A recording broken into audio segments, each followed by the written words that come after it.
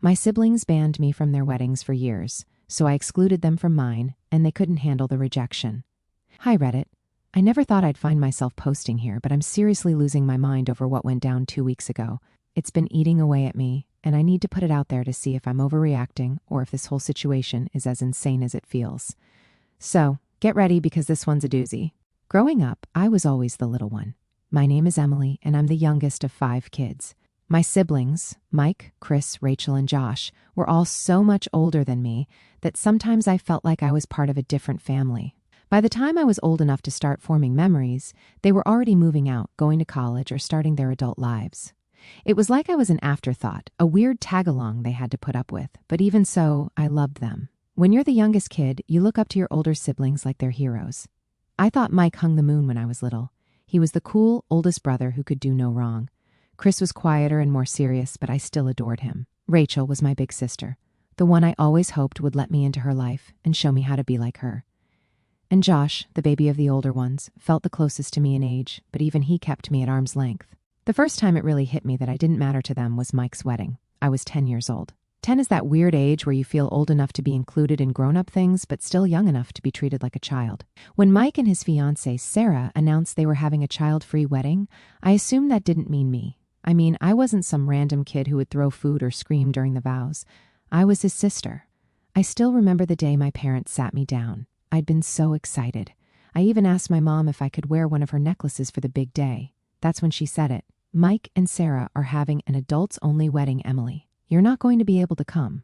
I stared at her for a second, trying to process. But I'm not like other kids, I said, trying to reason with her. I'll be quiet.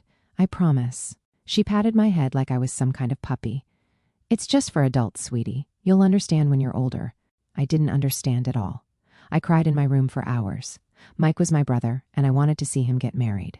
I wanted to be there to watch Sarah, who I already thought of as my sister, walk down the aisle. But instead, my parents left me with a babysitter.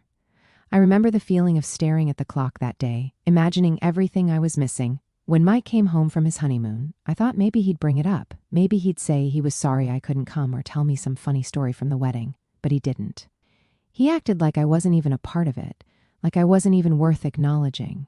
2 years later, Chris got engaged. I was 12 by then, and I thought things would be different. I was older, quieter, and very well behaved. I didn't whine or cause a fuss, and I made sure everyone knew it. So when they said his wedding was child-free too, I thought, okay, but this time I'll be invited. Nope. Once again, I got the same speech. Chris and his fiancée want the wedding to be adults only, Emily. It's not personal. Not personal felt personal. How could it not be personal when it happened twice? I tried not to cry this time. I was older, and I wanted to act more mature. I didn't beg or scream. I just sat quietly while my parents made their excuses. My mom even tried to comfort me. You'll have your own wedding someday, and it'll be wonderful. You'll see. But it didn't make me feel better. I was starting to realize something. My siblings didn't see me as family, at least not in the way I saw them. When Rachel got engaged, I was 15 by then. I was a full-on teenager who wanted nothing more than to feel included. At first, Rachel didn't even plan on banning kids from her wedding. She wanted everyone to come. But, of course, the family had to get involved. My aunts and uncles kept saying things like, it's so refreshing to have a wedding without kids running wild, and children just make things so chaotic. Eventually, Rachel caved. The rule became no one under 16. I was 15, so close that it felt like a slap in the face. I went to Rachel and asked, can I just be an exception? I'm your sister. I'll be quiet. I promise. Rachel looked at me with this serious expression and said, if I make an exception for you, what about the other kids? It wouldn't be fair. Fair? Are you kidding me? I lost it. I started yelling, it's not fair that I can't go to any of your weddings. I'm not just some kid. I'm your sister. That's when my parents got involved. I got grounded for 6 months for disrespecting Rachel and causing drama. 6 months.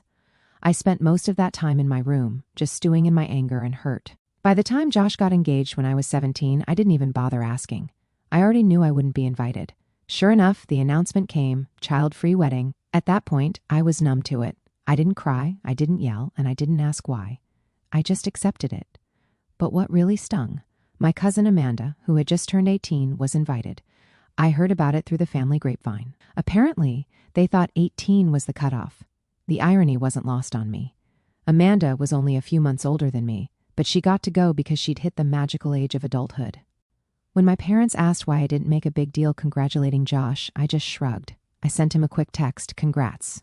Hope it's a great day." Then I locked myself in my room like I always did. By that point, I had started to check out emotionally. I realized that I just didn't matter to them. I wasn't their little sister. I was just a kid they barely thought about, and it hurt. It really, really hurt. Years passed after the last wedding. I stopped trying to fit into my siblings' lives because, honestly, I was just tired. Tired of being the one left out. Tired of being the kid sister who no one cared about unless it was convenient for them. By the time I met my now fiancé, Tyler, I'd pretty much checked out of the family dynamic. I didn't expect much from anyone anymore. Tyler was the first person to actually listen when I told him about my family. I remember sitting on his couch telling him about how I'd been banned from 4 of my siblings' weddings, and he looked genuinely shocked. "Wait, they didn't invite you? Not even when you were like 15? "Nope," I said, trying to play it off like it didn't hurt anymore. "What the hell? You're their sister," he said. He just sat there, shaking his head for a minute before adding, "That's seriously messed up." I think that was when I realized it really was messed up. I'd spent so many years convincing myself it was normal. Child-free weddings sounded reasonable on paper. It wasn't like I was being deliberately targeted, right? But no, 4 times my family chose to exclude me. Not a single sibling thought, "Hey, Emily should be there." It wasn't normal. So when Tyler and I got engaged a few years later, I knew one thing for certain: my wedding was going to be different. My wedding was going to be full of people who actually cared about me, people who wanted to celebrate me, not just show up because it was expected of them. That's when I made my decision. I wasn't inviting my siblings. It wasn't some big, dramatic moment. I didn't write an angry letter or announce it in the family group chat. I just left them off the guest list. Simple as that. I knew it would blow up eventually, but I figured I'd cross that bridge when I got there. The first sign of trouble came about 2 months before the wedding. My mom called me randomly one afternoon, acting weirdly chipper. I should have known something was up. "So, Emily," she said in that voice she always used when she wanted something, "how are the wedding plans coming along?" "Good," I said cautiously. "Everything's almost done." "That's great," she said, pausing for a moment before adding, "Your brothers and sister haven't gotten their invitations yet. Did you send them out already?" My heart started pounding.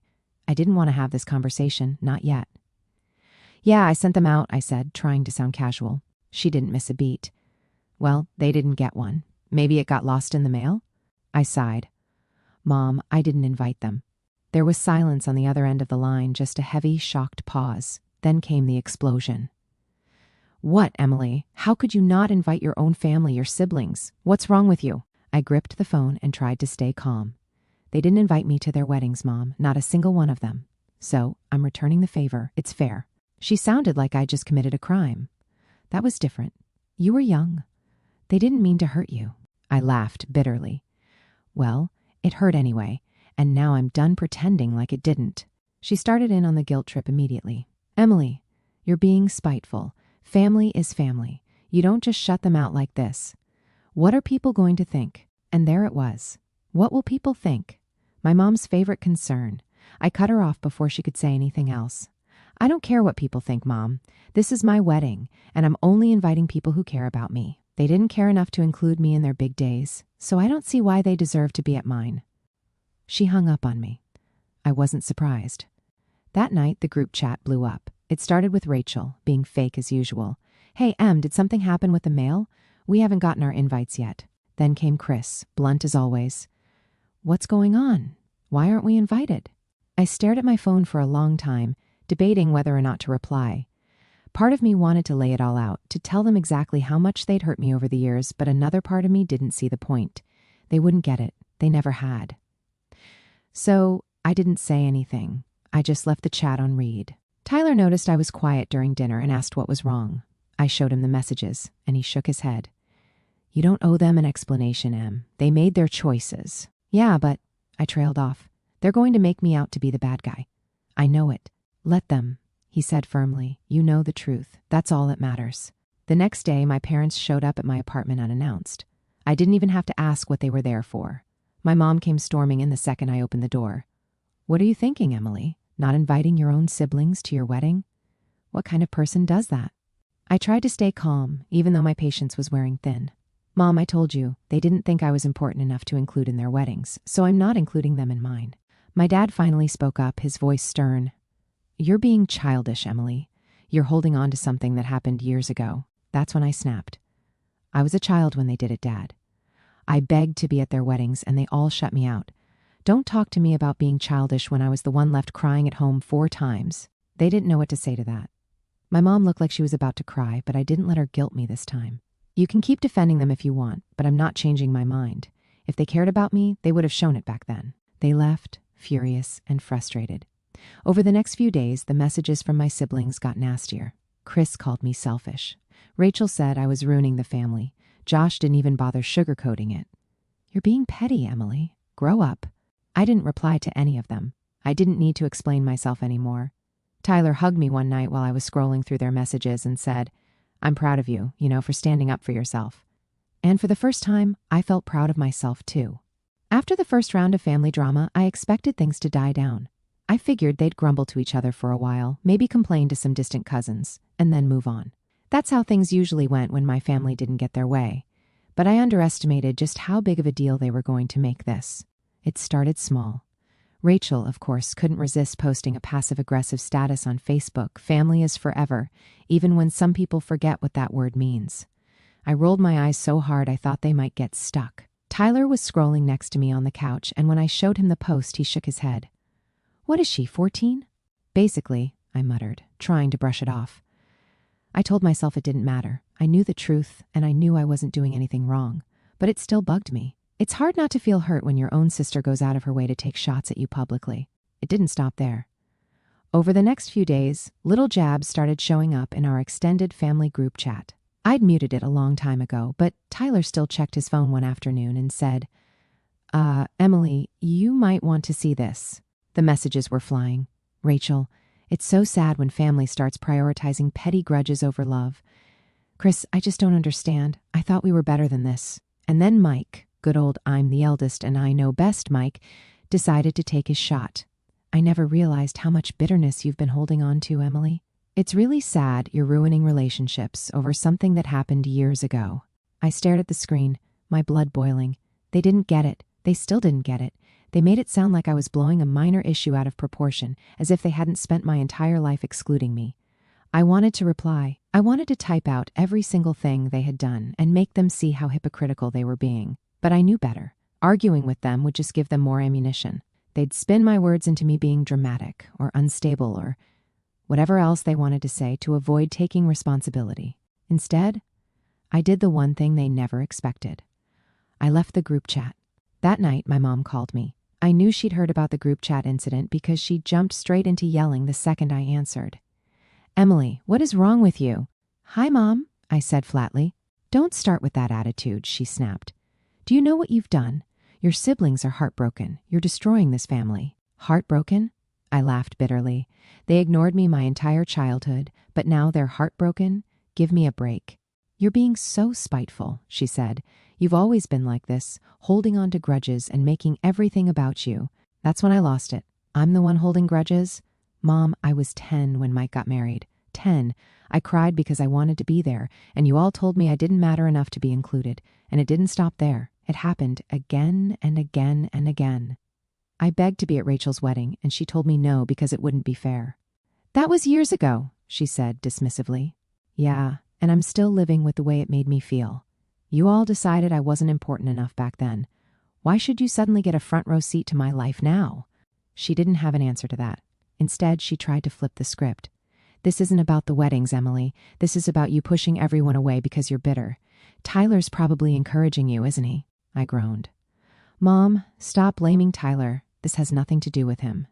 This is about me finally realizing I deserve better than to be treated like I don't matter. Her voice softened, like she was trying to play the concerned mother.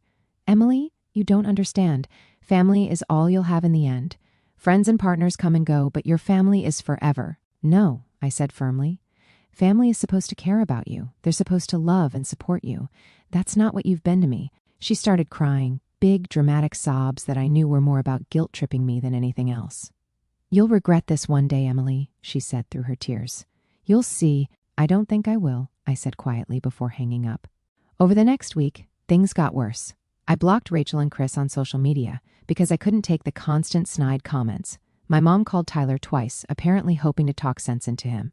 He didn't answer. Then Mike sent me a long email, yes, an actual email, about forgiveness and family unity. He even had the nerve to quote some Bible verse about letting go of anger. I didn't respond. Tyler and I sat down one night and I vented about everything. It's like they're determined to pretend I'm the problem.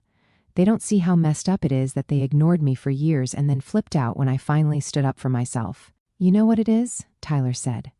They're not mad that they weren't invited. They're mad that they don't get to control you anymore. That hit me like a punch to the gut. He was right. My whole life, my family had treated me like an afterthought, like someone they could dismiss whenever it suited them. But now that I was doing something for myself, something they couldn't control, they couldn't handle it. They'll get over it eventually, I said, though I wasn't sure I believed it. And then Tyler said something that really stuck with me. Maybe they will, maybe they won't, but either way, it's not your problem. He was right. For the first time, I realized I didn't owe my family anything. Not my time, not my attention, and certainly not an invitation to my wedding.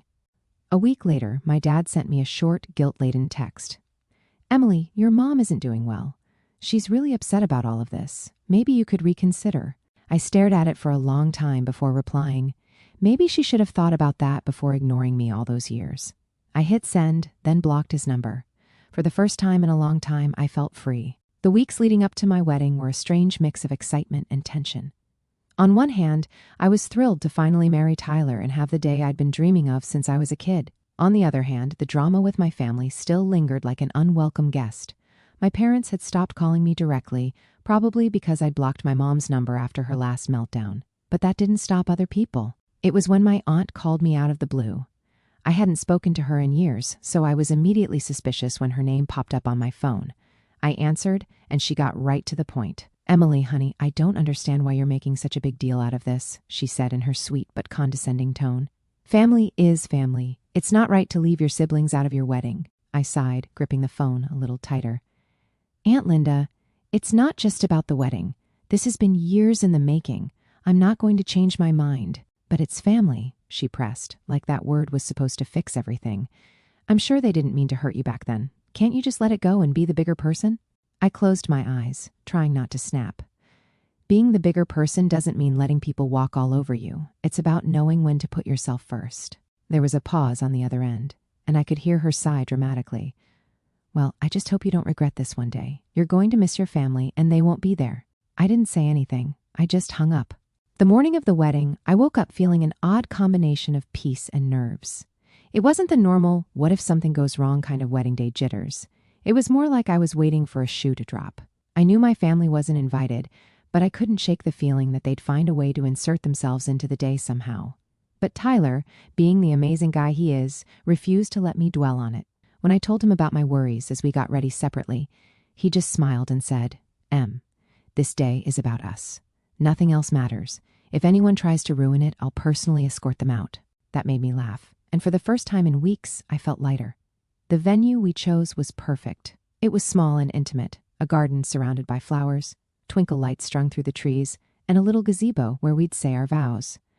I didn't want a giant, elaborate wedding. I wanted something that felt real and full of love. And that's exactly what it was. My closest friends were there, along with some extended family who'd actually been kind to me over the years. It felt right. As I stood in front of the mirror, putting the final touches on my dress, my maid of honor, my best friend Jenna, walked in and grinned. You look amazing, Em. Thanks, I said softly, feeling a wave of emotions. Jenna sat on the edge of the couch and watched me for a moment. Are you okay? I hesitated before nodding. Yeah, I'm just, I don't know, sad, I guess. Not about today. Today is perfect, but about the fact that my family isn't here. She frowned and leaned forward. Emily, it's okay to feel that. Just because you made the right choice doesn't mean it doesn't hurt. Her words hit me hard. I turned to look at her, tears welling up in my eyes. I wanted them to care, you know. I wanted them to fight for me when I was a kid, and they never did. Jenna stood up and hugged me tightly. You don't need their approval. You have people who love you. Focus on that. I nodded, taking a deep breath. She was right. Today wasn't about my family. It was about me and Tyler. When the ceremony started, I was so overwhelmed by the beauty of it all that I forgot about everything else. I remember standing at the end of the aisle staring at Tyler and thinking, this is it.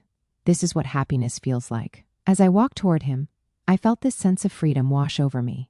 I wasn't the forgotten little sister anymore. I wasn't the kid who begged to be included and got turned away. I was a bride, surrounded by people who truly loved me and wanted to see me happy. The vows were perfect. Tyler promised to love me, protect me, and always stand by my side, and I promised the same. By the time we said I do, there wasn't a dry eye in the audience, including mine. The reception was everything I hoped it would be. We laughed, we ate, we danced until our feet hurt. My friends toasted to us, sharing funny stories and heartfelt wishes for our future. Tyler's parents, who had always been so kind to me, told me they were proud to have me as part of their family. At one point, I snuck away from the crowd just to take it all in. I stood at the edge of the garden, looking at the lights twinkling in the trees and the people laughing together, and I felt so full for so many years. I'd believed the lie my family told me, that I didn't matter, that I wasn't important enough to be part of their lives. But standing there, watching all these people who truly cared about me, I realized something. I matter to the people who actually deserve to know me. Later that night, as the reception started winding down, one of my cousins pulled me aside. "Hey, Emily, I probably shouldn't say this, but..." I groaned. "What is it now?" She looked sheepish. "Your mom and Rachel apparently threw some kind of dinner tonight, like as an alternative to your wedding." I stared at her for a second, then burst out laughing. "Are you serious?" She nodded. "I know, it's pathetic. I just thought you should know." I shook my head, still laughing. "That's fine. Let them throw their pity party. I hope the food's good." I could tell my cousin expected me to be upset, but honestly, I wasn't. If anything, it was proof that I'd made the right decision. My family had spent my whole life excluding me and then trying to justify it. Now that I was the one drawing the boundary, they couldn't handle it. At the end of the night, Tyler and I shared one last dance while everyone gathered around us. As we swayed together, I whispered, "I'm so happy we did this." He smiled down at me. "Me too, Em. This is just the beginning." And for the first time, I believed it. My family wasn't there. They didn't get to see the best day of my life. But that was their loss, not mine. Because as I looked around the room, surrounded by love and laughter, I realized I had everything I'd ever needed, and none of it had come from them. I thought the worst of it was over after the wedding. I really did. The day had been perfect, everything I hoped for and more, and I felt like I'd finally moved on from my family's nonsense. I didn't miss them at the ceremony. I didn't spend a second wondering what it would have been like if they were there. I was surrounded by people who loved me, and that was enough. But if there's one thing I've learned about my family, it's that they don't like being ignored. It's almost like they couldn't handle the fact that I was happy without them, so they decided to stir the pot one last time. It started with a message from Rachel a week after the wedding. Of course, it was Rachel. She'd always been the one to throw the first stone when it came to family drama. "Saw some pics from your wedding. I can't believe you had it in a garden. Looked casual, but I guess that's what you wanted." I stared at the message, stunned. She couldn't even pretend to be nice. It wasn't enough for her to just leave me alone. She had to find something to criticize. I was tempted to reply with something snarky, something about how her wedding might have been fancier, but at least mine wasn't full of fake smiles and people who didn't care about me. But I stopped myself. I didn't owe her a response. A few days later, I started getting messages from extended family members I hadn't heard from in years. Apparently, Rachel, Mike, and Chris were on some kind of campaign to paint me as the villain. My Aunt Linda, yes, the same one who tried guilt-tripping me before the wedding, sent me another message.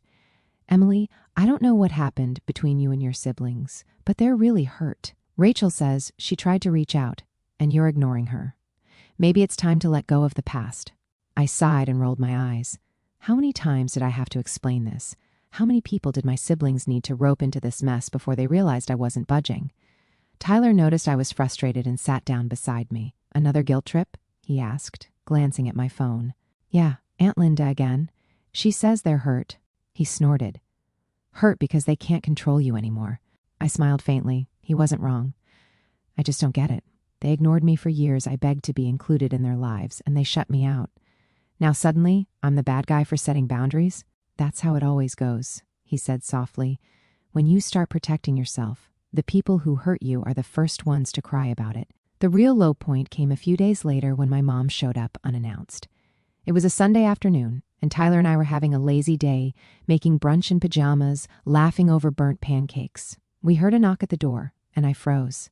I just knew it was her. Sure enough, I opened the door to find my mom standing there, looking as dramatic as ever. "Emily," she said, her voice already carrying that familiar tone of disappointment. "We need to talk," I sighed. "Mom, now isn't a good time." She didn't care. She pushed the door open slightly, trying to step inside. Tyler appeared behind me, gently putting his hand on my shoulder for support.